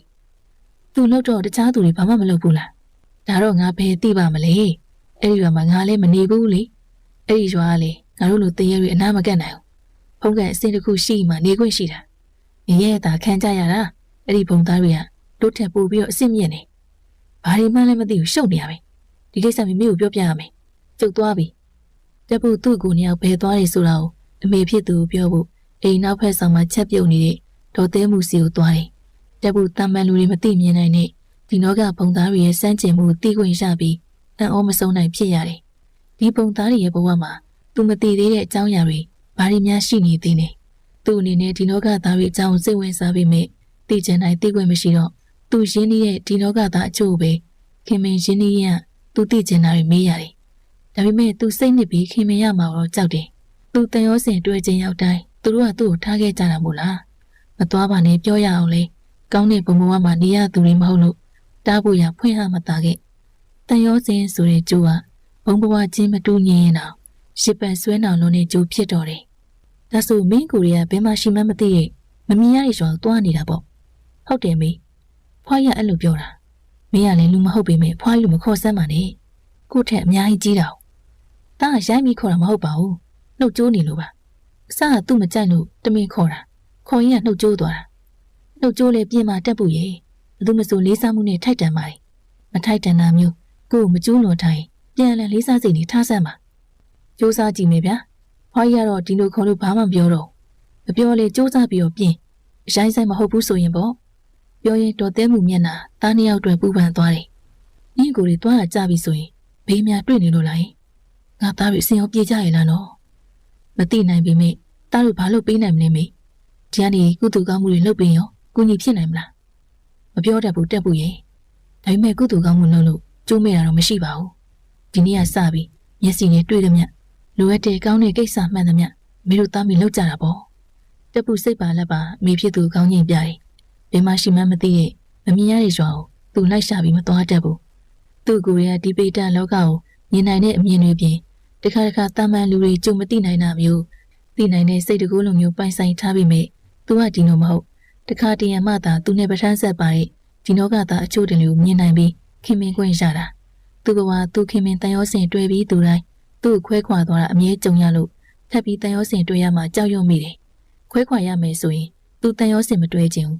ဘာလို့ဒီလိုသူမျိုးတွေကိုသူအမြင်ရနေမှတွေးမရသူအမြင်ရပြီးမကြခင်ဒီသူတွေဒီဘဝကနေလွတ်မြောက်ကြတော့တယ်သူအခုတွေးမိတယ်သူကဒီဘဝကနေလွတ်မြောက်ခွင့်ရမယ့်သူတွေကိုကြိုသိနိုင်တဲ့အမြင်ရှင်များလားဒီလိုမြင်တွေ့ပြီးမိတ်ဆွေဖြစ်တဲ့သူတိုင်းမကြခင်လက်ရှိဘဝကနေကျွတ်လွတ်သွားကြတာသူ့မရတော့ငြိမ်ငြိမ်မနေတတ်သူပိသားစွာမမြင်ရတဲ့တန်ရောစင်တွေအတွက်ချက်ပြုတ်ဖို့မိဖို့ကနေဝင်သွားတော့တယ်သူလည်းရေခတ်ထင်းခွဲဖို့ခြံထဲဆင်းလာတော့တယ်အိမ်မှာထင်းပဲသုံးတာမို့ခြံထဲကထင်းချောက်တွေနဲ့အဆင်ပြေတယ်နည်းနည်းကြီးတဲ့ကိုင်းချောက်တွေတော့ခွဲစိတ်ရတာပေါ့ သူတို့ချိန်ရပြောလို့ပြောတာမဟုတ်တော်ကြီးကိုကျေပြီးတမျိုးတစ်ခေါ်ကြီးပဲမရှင်းနိုင်လို့ပြစ်ထားတဲ့နောက်ပိုင်းဆိုပင်တွေနဲ့တောထပြီးတော့ပိတ်နေတယ်ကျုပ်တို့ရွာကြီးကတနေ့ချာပူချိန်နေမြင့်လာတယ်လို့ပဲသားတွေပူဆက်ပူလောင်နေနေရခက်တယ်ကွယ်ဒေါ်မိဆိုရင်မိမကြီးကပြောတော့ဖြုံသေးရဲ့လှိနေရဲ့မိဝမ်းရဒီရွာမှာရောက်နေရဲ့ရွာသူမဟုတ်တဲ့သူတွေငါတို့မကြိုက်တာလှုပ်ထားရဲ့ထင်တယ်ဒေါ်ကြီးမိဒီစကားကြတော့ဒေါ်ချာနွေတို့မိသားစုပါဝင်တချို့ချစ်ပြီးအခေါ်ခံလာရသူတွေကြောမလုံတော့ဒီလိုခေါ်ခံလာရသူတွေချင်းချင်းလေးရင်းနှီးနှီးကဲစွာနေခွင့်မရှိကြဘူးနှုတ်ဆက်ခေါ်ပြောတာမကြိုက်ကြပဲစောင့်ကြည့်ပြီးလူခွဲထုတ်သွားကြတယ်အမေကျုပ်တို့ပြောနေပြီထင်တယ်ကြာစီရိုးကစုံထောင်းနေရင်သူ့မိကိုခတ်တိုးတိုးပြောတယ်ဒေါ်ချာနွေကြက်သွန်လှိနေရင်ဟန်မပြတ်အနေထားနဲ့ပါစက်ကိုလှုံမမသိအောင်လှုပ်ပြီးခတ်တိုးတိုးလေးတန်နဲ့ဘသူမှသူတို့မသိဘူးသူတို့မှန်းပြီးလူရှာနေတာဟန်မပြတ်နေတို့တွေကုတူကန်နဲ့ကန့်မြင့်ထားမှဒီဟာထွက်ဖို့လုပ်ရင်ထောက်ကူဖြစ်မှာဟိုကောင်လေးဘာပြောထားလဲလှုပ်ရှားရှိရလှုပ်ပြီးရိတ်ခါပြအောင်စုထားချိန်ကြတွေကရေကန်အင့်ကြာအင့်ဖြစ်ဖို့လိုတယ်ဆိုတာဒီသားမိတွေဘာတွေတိုင်မင်းနေရအောင်ဒေါ်မိဆိုရင်မိမကြီးကဒေါ်ချာနွေတို့သားမိမသိအောင်စကားခိုးပြောနေရရိတ်မိပြီးနားလာပြီးတော့မေးတယ်သားမိနေအောင်တခိုးလူမိတယ်လို့ထိတ်ကနေရှင်တုံပြီးဟန်ပြတ်သွားတယ်ဒေါ်မိကသူတို့သားမိအနေထားကြည့်ပြီးမတင်ငါစိတ်ဖြစ်ပြီးတော့မှန်းစမ်းရှင်တို့သားမိနေအောင်တခုခုကြံစီနေရလားဒေါ်မိရဲ့အတန်ကျိန်းကြောင့်အားလုံးကြည့်ရင်ဒေါ်ချာနွေတို့မိသားစုစီကိုရောက်သွားတယ်အကြည့်တွေကဆူးရှာပြီးသဘောမကျတဲ့အထင်သာသားမိနေအောင်အကြည့်စူးစူးတွေအောက်မှာငွေ့ပြန်ပြီးခန္ဓာကိုယ်ကကျုံသွားတယ်လို့ခံစားရတယ်ဟင်ကျုပ်တို့သားမိဘာလို့မိလို့လဲတော့ဒီအတိုင်းကို့လို့ပုံမှန်လုပ်ပြီးအေးဆေးနေရဲ့ကြောင့်ပြောမိတာပါတော့ဒေါ်ချာနွေမျက်နှာငယ်နဲ့တနာစပွဲပြောတယ်ဒေါ်မိဒေါ်ချာနွေပြောတာမယုံဟန်ကြည့်ပြီးဒါဆိုဘာလို့တိုးတိုးနဲ့တခိုးလူမိတယ်လို့ဖြစ်သွားတာလဲရှုပ်တရမှုဟန်ပြတ်သွားတာပါတော့ဒီနေရာမှာမဟုတ်တာလှုပ်เสียလားတွေးကြည့်ပေါ့လှုပ်ဖို့အကြံရှိတဲ့သူဆိုရင်လေဒီနေရာမှာမလှုပ်တော့ဘူးလူမမိတဲ့နေရာမှာပဲရွေးလုံမှာပေါ့အေးပါထားလိုက်ပါမတင်ငါစရာထက်မတွေးရစေနဲ့ဒေါ်မိမကြည့်မနဲ့ပြောပြီးသူတို့နားထွက်သွားတယ်ကျန်တဲ့သူတွေနဲ့ပြန်လှည့်သွားပြီးသူတို့လောက်သူတို့ဆက်လုပ်ကြတယ်ဒီပါလုံးရဲ့စပူဆောင်မှုဒီနေရာမှာအမျိုးသမီးတွေဒီပါလုံးစားတောက်ရေးအတွက်လာရောက်လုပ်ကင်ကြရတယ်မျိုးသားတွေကလုပ်ငန်းခွင်ဆင်းတယ်လို့မျိုးသမီးတွေကလည်းသူတို့နဲ့သက်ဆိုင်တဲ့အလုပ်မှာအားကျိုးမှန်တယ်လုပ်ကင်တယ်တနည်းအားဖြင့်အားကျစရာကောင်းတယ်မောင်တထမ်းမဲတရွက်ဆိုတဲ့စကားဒီပါမျိုးသားမျိုးသမီးတို့ရည်ညွှန်းထားတယ်လို့ပဲချက်ပြုတ်ပြင်းစင်ပြီးကြရကွက်တီပဲဒီကင်းအလုပ်သိမ်းခဏတစ်ဖြုတ်နားယူခြင်းဖြစ်တယ်အလုပ်သိမ်းပြီးရှာတော့ကနေပြန်လာကြတဲ့အမျိုးသားတွေကစပူဆောင်တန်းလာပြီးအသင့်ပြင်ထားတဲ့ထမင်းဝိုင်းမှာဝင်ရောက်စားတောက်ကြတယ်ရွာရဲ့လှည့်လည်ကစားနေတဲ့ကလေးတွေလည်းဒီအချိန်မှာပြန်လာပြီးသူတို့အတွက်ပြင်ထားတဲ့စပွဲကုံတွေမှာတီးတီးဝင်ထိုင်ပြီးတော့စားကြတယ်စီကံရှိလိုက်တာလို့စိတ်ထဲကချီးကျူးမိပေမဲ့ပြင်တော့ထုတ်မပြောပြချက်ပြုတ်ကြတဲ့အမျိုးသမီးတွေကလည်းအလဲကျဝင်ထိုင်ပြီးစားကြတယ်စားတောက်ပြီးသွားရင်ကိုယ်ပကံကိုယူပြီးစေးကြောပြီးပကံစင်မှာရေးစစ်ပြီးစီတန်းသွားကြတယ်ဒေါ်ချာနွေနဲ့ကြာစီရိုးတို့ကိုလုံးရမိရာတွေပြီးတော့ထမင်းပွဲတစ်ခုမှဝင်ထိုင်ပြီးစားတောက်တယ်ဒီရွာလူတွေကငားများဝါသနာပါတယ်သူတို့ရွာနားမှာရှိတဲ့ချောင်းတစ်ခုမှာအမြဲလိုငားများတက်ကြသလိုထမင်းပွဲမှာငားရင်မပါတဲ့နေမရှိတဲ့လောက်ပဲ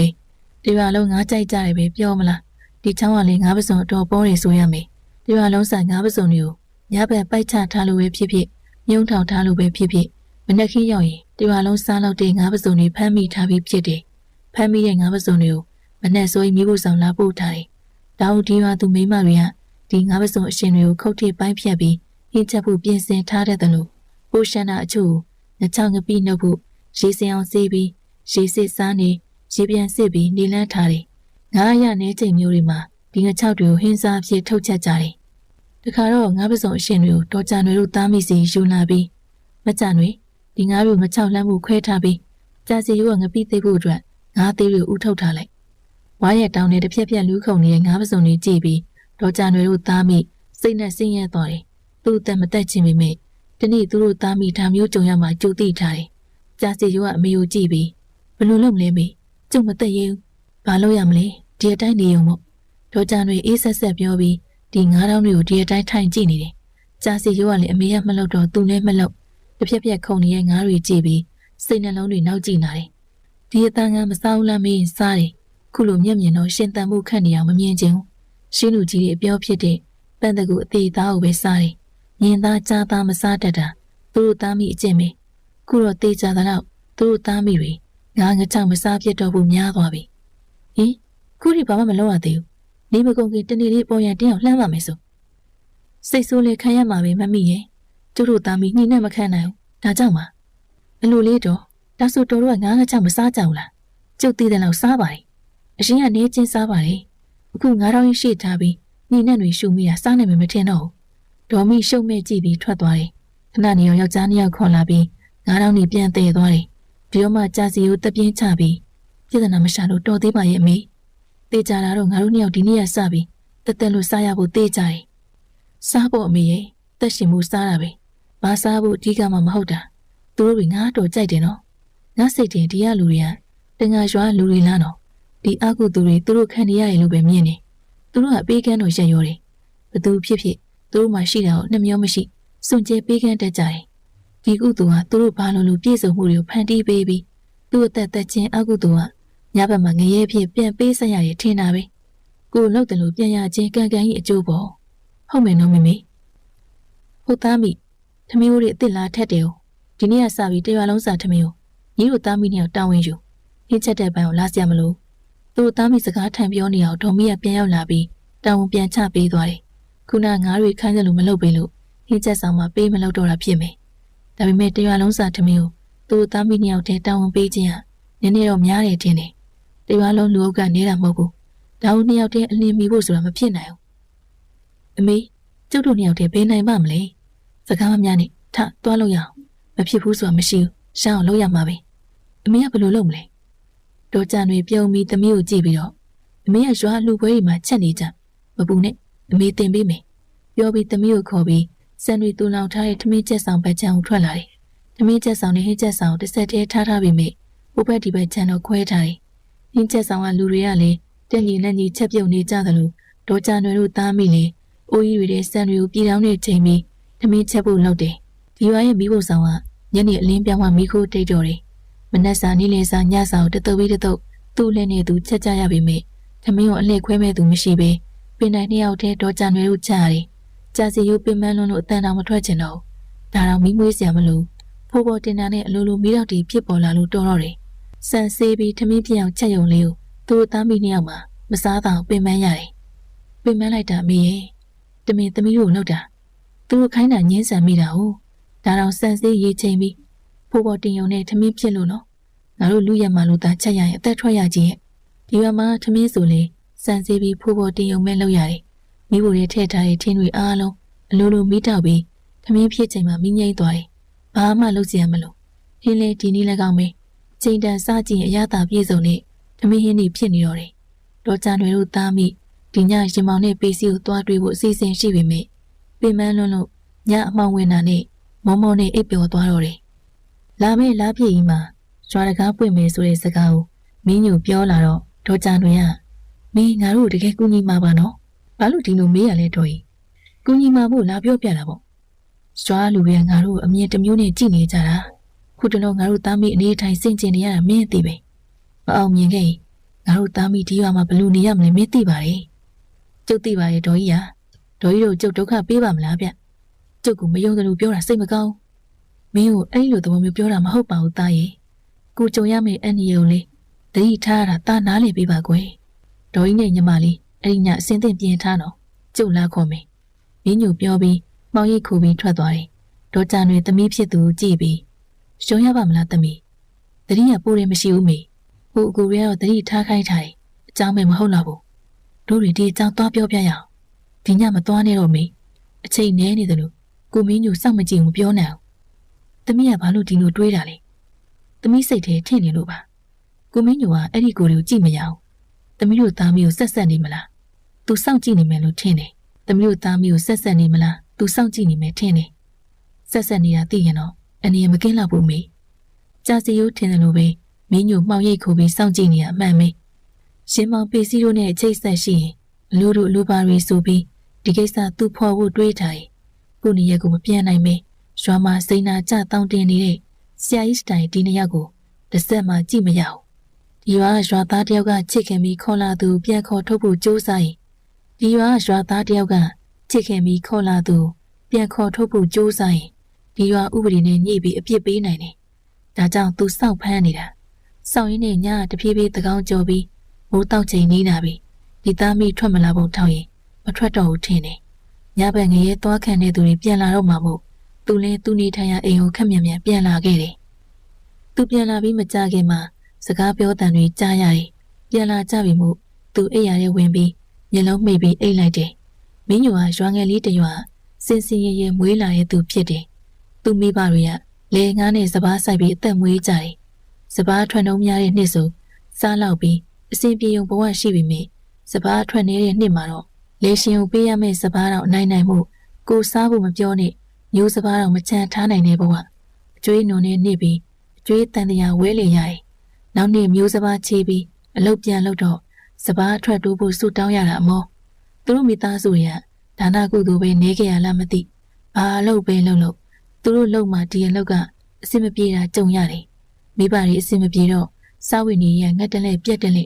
ကန်ဆိုးမသွားရမိုးလိုက်ရွာတယ်ပဲဆိုရမလားတရက်မှာမင်းညိုမိဘတွေပိုးထိပြီးတော့ဆုံးပါသွားတယ်မိဘတွေမရှိတော့မင်းညိုအားကိုးရမဲ့တော့တယ်အရွယ်ရောက်စမင်းညိုတယောက်လဲရှင်တနာပြီးနေခွင့်ပေးတဲ့လဲရတဲမှာနေပြီးမနဲ့လင်းတာနဲ့ရွာထဲသွားပြီးရွာလူတွေစီမှာတောက်တူမရလှုပ်ပြီးဝမ်းရေးဖြည့်ရှင်းရတယ်ခိုင်းတာလှုပ်ပြီးကျွေးလာတဲ့မတထရေးစားလိုမျိုးထမင်းကြံဟင်းကြံတွေစားပြီးဘဝကိုရှေ့ဆက်ခဲ့ရတယ်ဘဝမှာလူပိသားစွာစားကျင်စိတ်တွေအဲ့ဒီချိန်ခဏဖြစ်ဘူးတယ်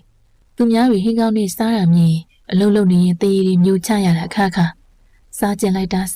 တာလို့စိတ်ထဲအတန်အပြင်းမထွက်အောင်တတိထားရတဲ့အထိပဲဒါပေမဲ့ဟင်းကောင်းအစားကောင်းကိုဘသူမှအဖက်လုပ်ပြီးသူ့ကိုခေါ်မကြွေးခဲ့ဘူးသူအလုံးလုံးပြီးသွားရင်သူ့အတွက်ထမင်းချမ်းခဲ့ပေါ်ငပိရီဖြိုးထားတာနဲ့တခွားသီးတစ်လုံးလာပေးသွားတယ်သူ့အတွက်အကောင်းဆုံးအစားတောက်စုပါတော့ပိုက်စာနေတော့ကောင်းတာတွေစားကျင်တာလေးရှိတာလေးကိုပဲစားရတယ်ကြီးများခွင့်မှမရှိပဲကိုရီဘဝအဆင်ပြေသလိုနေနိုင်မှဘဝနည်းနည်းနေပြောတာမို့လားတခါတလေအဆင်ပြေတဲ့မိသားစုကသားသမီးတွေရဲ့အနိုင်ကျင့်တာကိုလည်းခံရတယ်သူဘာမှပြန်မပြောရင်ပြန်ပြောလို့ပြဿနာဖြစ်သူ့အတွက်ထမင်းစားစရာတိတ်ရော့သွားမှစိုးလို့ပဲဒီသူတွေကဘဝကိုစိတ်တိုင်းကြဖြတ်တန်းနေတာကိုကြည့်ပြီးသူ့မှာအားကြုံပဲတက်နိုင်တယ်ဟဲ့ကောင်ထမင်းစားပြီးလာနေပေးစမ်းထင်းခွဲရေထမ်းပြီးလို့ခုမှထမင်းစားရုံရှိသေးလူကြီးရှင်ရဲ့သားဖြစ်သူမျိုးညွန့်ကဒီရှိခရီးပင်အောက်ကကုပြစ်မှာအိတ်နေရလှမ်းအော်ပြောတော့ထမင်းကိုအေးစိမစားရတော့ပဲခက်မြန်စားရတယ်ကြာနေပြဿနာရှာခံရမှာဟုတ်မသေးထမင်းမသေးဟင်းသဘောမျိုးရှင်တန်ယုံမဲစားတောက်နေထိုင်ရတဲ့သူ့ဘဝထမင်းတစ်လုံးကိုတော့အေးစစ်စိန်ခံပြီးရတာခံစားဖို့ခွင့်ရဘယ်တော့မှမရှိခဲ့ဘူးဟဲ့ကောင်မပြီးသေးဘူးလားခုမှစစားတဲ့ထမင်းကိုခက်မြန်ထိုးတုပ်သွင်းပြီးထမင်းကိုလက်စတက်ရတယ်ထမင်းလက်စတက်ပြီးညုံညွတ်စီကိုသွားပြီးတော့ဘယ်နေရာနှိပ်ပေးရမလဲညုံညွတ်ကကုပြစ်ပေါ်မှောက်ရဲ့အိပ်ပြီးသူ့ကြောကိုလက်နဲ့ညှို့ပြရင်းပခုံးတွေတေချာနှိပ်ပြီးဇက်ကြောတွေရောပဲသူညုံညွတ်ဘေးမှာဝင်ထိုင်ပြီးပခုံးတွေကိုတေချာနှိပ်ပြီးတယ်ညုံညွတ်ကမျက်လုံးမိတ်ပြီးအာရပါရစိတ်ခန့်နေတယ်မင်းညို့မျိုးညွန့်ကြည့်ပြီးသူနဲ့ငါရွှဲလို့ပဲသူကလှုပ်ချင်တာလှုပ်ခွင့်ရပြီးငါကြတော့သူများဖြည့်ခံဘဝစားလဲလူမစားရသူများအကျွင်းကြံပဲစားရတယ်ငါဘဝလက်နှစ်ဖက်ခြေနှစ်ဖက်နဲ့ပခုံးချခေါင်းပေါက်လို့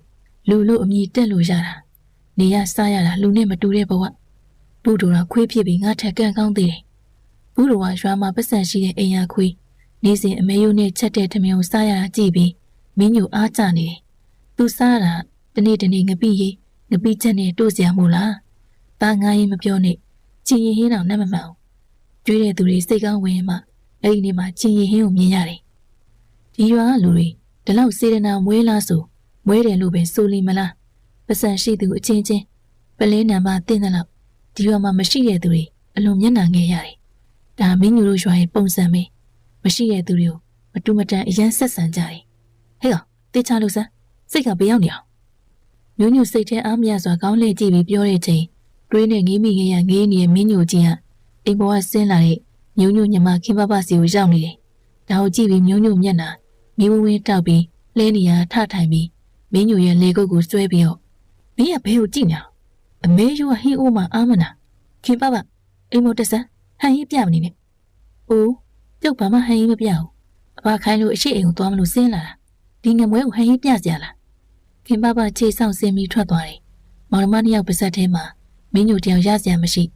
ခံပြင်းစိတ်ရှက်စိတ်ကြောင့်မင်းညိုနားတယ်လေတဟူးထွက်ပြီးမျက်နှာနီးရဲနေတယ်ညိုညိုကမင်းညိုကိုကြည့်ပြီးဟဲ့ကောင်မင်းမျက်နှာမဖြစ်တာချိုးကိုပြင်စမ်းမ င်းညိုမျိုးညိုစကားကြောင့်ခေါင်းငုံပြီးဘာမှမဖြစ်ပါဘူးကွာငါခင်ပပကိုလည်းမကြည့်ပါဘူးမတော်ရစအကြည့်ရောက်သွားတာပါကို့အနေထားကိုသိအနူလက်နဲ့ရွှေခွက်နှိုက်ဖို့ရှောင်ပြီးတော့မတွေးနဲ့ငါသိပါရဲ့ကွာငါမတွေးပါဘူးမင်းညိုသိငယ်စွာပြောပြီးခေါင်းငုံချတယ်မျက်ရည်တစ်စက်ချီမပေါ်ကျသွားတာကိုမင်းညိုမှတပါဘသူမှမသိနိုင်ဘူးဖောင်းအော်တန်ညပိုးကောင်တို့အော်တန်အလွင်ပတ်ဝန်းကျင်တစ်ခုလုံးဘာတန်မှမရှိလေကသိန်းရိုးပေါ်မှာမင်းညိုထိုင်ပြီးမိုးပေါ်မှာဝိုင်းဝိုင်းဆက်ဆက်တာနေရလာမင်းကိုကြည့်မိတယ်ကဘာတခွင်အကြားလည်းမရှိအောင်သူ့အလင်းတွေကိုဖျားချပေးနေတာစိတ်ချမ်းသာစရာကောင်းလာတယ်စပားရိတ်သိမ်းထားပြီးမှလေကွင်းနဲ့ရှင်းနေတယ်ရိတ်သိမ်းထားပြီးကြံနေရဲ့စပားရိုးတံပြက်တွေကလေထဲထိုးထိုးထောင်ထောင်ကွင်းပြောင်ဖြတ်တိုင်လာတဲ့လီနူအေးတွေကိုခံယူရင်းမင်းညိုဆွတ်ဆွတ်လာတဲ့သူ့ဘားကိုလက်နဲ့တုပ်လိုက်တယ်မျက်ရည်တွေကျနေပါလားလို့သူမအံ့ဩမိတော့သူ့အတွက်စိတ်ပြေရာဒီအချိန်ပဲရှိရမို့လားမိဘတွေကိုသတိရတယ်လို့သူ့ကိုချိုးနှိမ်ပြီးဆက်ဆံလိုက်သမျှဒီအချိန်လေးမှာပဲသူ့စိတ်တွေထွက်ပေါက်ရှာခွင့်ရတာမို့လားစိတ်ကြလာတဲ့မျက်ရည်တွေကိုတုပ်ရင်းထိန်ထိန်တာနေတဲ့လစီအားကြခြင်းတွေနဲ့ကြည့်မိတယ်လာမင်းရဲ့မင်းဘဝကံကောင်းလိုက်တာတယောက်တည်းတောက်ပါပြီအမြင်ရနေလူတွေကိုအပေါ်စီးကကြည့်ခွင့်ရှာတဲ့ဘဝငါလည်းမင်းလူဘဝမျိုးလို့ခြင်းတယ်ပြောရင်တပြင်းချလိုက်ပြန်တယ်ပြီးရနောက်လာမင်းကိုပြန်ငေးကြည့်ပြီးမင်းစီကိုငါလာခြင်းတယ်ငါတည်သွားရင်လာလို့ရမယ်ထင်တယ်နော်ငါလာရင်ငါ့ကိုခေါ်မလားကောင်းကင်ကလာမင်းကခေါ်မခေါ်တော့မသိဘူးမင်းတေမာတော့တေးကြတယ်ယူးနေလားကောင်းလေးသူ့နောက်ဘက်ကထွက်လာတဲ့တန်ကြောင့်မင်းညိုလှည့်ကြည့်တော့သူ့အဖေရွယ်လူကြီးတယောက်သူ့ကိုကြည့်နေတာတွေ့ရတယ်ခမရဘာတူလဲသူ့စိုက်ကြည့်နေတဲ့ဒီနုအကြည့်ကိုညနာလွှဲပြီးမင်းညိုမေးတယ်ဒီသူကမင်းညိုကိုစိုက်ကြည့်ပြီးငါဘာတူဆိုတာထက်မင်းအစဉ်ပြေရလားငါမေးပြရစီလာမင်းစီကိုသွားခြင်းလို့တေဖို့ပြောနေတာပုံမှန်တော့မဟုတ်ဘူးကျုပ်ကမင်းညိုပါကျုပ်ဘဝလူဆိုပေမဲ့လူရမဝင်တဲ့လူတယောက်ဆိုပါတော့လူအဖြစ်ရနေကမှလူရမဝင်တဲ့ဘဝဟုတ်လားဘာလို့လဲပိုင်ဆိုင်စရာနဲ့ထိသူများကြွေးတာစားသူများခိုင်းတာလုပ်နေရတာဒီကြားရဲ့လူတွေရဲ့နှိမ်ချဆက်ဆံမှုတွေကြားမှာလူရဲလို့ကိုမမြင်တော့အောင်စိတ်တွေယိုယွင်းခဲ့တာအကြိမ်ကြိမ်ပဲဒီဘဝကြီးမှာနေခြင်းစိတ်ကုန်နေပြီဗျာဒီဘဝထက်ဆိုးတဲ့ဘဝရှိမယ်လို့လည်းမထင်မိဘူးလူဆိုတာဒီလိုပဲကိုခံစားရတာပဲဒုက္ခလို့ထင်ကျင်ကြတာကိုထက်ဆိုးတဲ့ဒုက္ခတွေမှာအပုံကြီးကျုပ်ထက်ဆိုးတဲ့ဘဝတော့ရှိမယ်မထင်ပါဘူးဗျာဒါဆိုမင်းငါနဲ့လိုက်ခဲ့မလားမင်းဘဝကလူ့ရက်မှာဒီလိုကြုံနေရတာဆိုတော့မင်းရဲ့အတိတ်အကုသိုလ်ကံကြွေးကြောင့်ပဲဒီကံကြွေးကိုတခြားနည်းနဲ့ဆက်ပြီးလူချင်းအထင်သေးချင်းကင်းမယ်ကောင်းကောင်းစားရမယ်ပင်ပန်းဆင်းရဲမှုလည်းမရှိဘူးဘလို့လဲလိုက်မလားခမည်းဟာဟုတ်လားပါလားကောင်းနေကြည့်ပဲကောင်းနေကြည့်မဟုတ်ဘူးနော်ကောင်းလေးဒီစံစားမှုတွေကိုစံစားရပေမယ့်မင်းအကုသိုလ်ကြွေးကိုတခြားနည်းနဲ့ပြန်ဆက်မှာချက်ချင်းတော့မဆက်ရအောင်မင်းငါတို့ဘဝတွေတကယ်ဝင်မယ်ဆုံးဖြတ်တဲ့နေ့မင်းအကျွေးစဆက်ရမယ်မင်းလူပြန်လုပ်မယ်ဆိုရင်တော့ဒီဘဝကိုပြန်ရောက်လာမယ်ဘလို့လဲလိုက်လာပြီးတော့နေကြည့်မလားမင်းညိုဒီလူကြီးကမ်းလှမ်းမှုကိုသဘောကျစွာဒီရွာကြီးကိုလိုက်လာခဲ့တယ်ရွာလူကြီးတယောက်သားရှိပြီးအစင်တန်းခွဲခြားခြင်းမရှိတဲ့ဒီရွာကြီးမှာမင်းညိုပြောတယ်အဆဆရရပြည့်စုံတဲ့ဘဝမှာရည်မူးလာတယ်